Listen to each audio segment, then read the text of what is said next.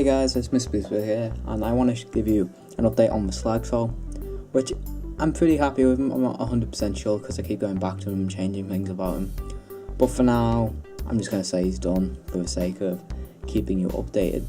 So what I tried to do is wash a lot of areas, and it hasn't come out very well on the camera, but in real life, he's much darker in pretty much any area that isn't raised. I've tried to highlight any area that isn't raised and get a wash and a darker grey into the recessive areas, like in his shoulder muscles there. I'll just give him. So the first thing you'll probably notice is I tried to make his mouth really bright. I didn't wash his tongue or anything, I just wanted it to stand out because I needed to bring some colour to it. You know, the silver and the red I think are the only things bringing real colour to it, as well as the base, but he needs that since he's such a large area of grey.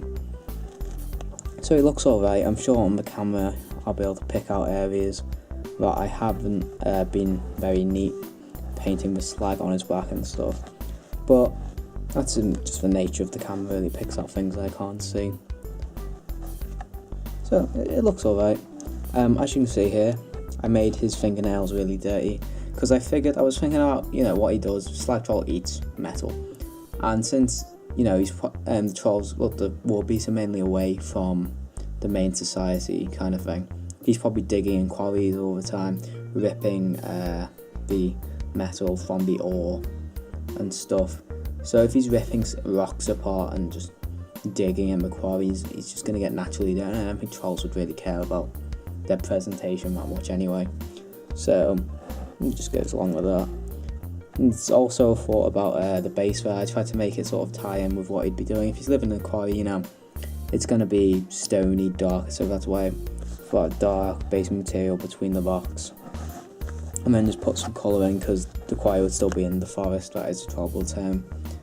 And also to keep with the sort of motif of the rest of the bases. So I'm just going to put in Horlock Doomshaper here, give you a size comparison, and just show you what he looks like. I think he looks really cool next to his Warbeast. So actually, that's about it for the Slag Troll in particular, but I just want to go on a short rant about what I've decided I'm going to do with the army.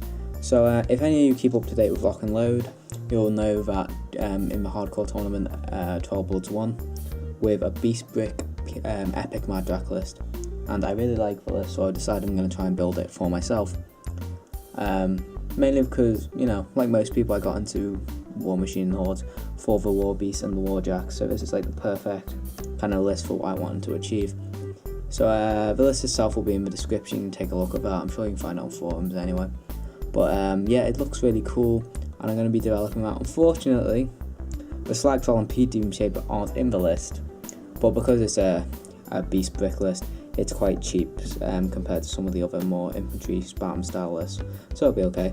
So I'm going to be, well, I'm about a month off my birthday, so hopefully on my birthday we'll be getting some, well, we'll get sort of the beginning of that army list built. We'll get at least the battle group or the war group, or what's the name? I've got Field of Glory terms of my name, but you know what I mean. The group with the Warcaster and his Warbeast. I'm sure I'll remember it after I finish recording the video, but I'm sure I'll get that built, and hopefully you guys will enjoy it. So thanks for watching, thanks for keeping updated, and I hope to see you guys again soon.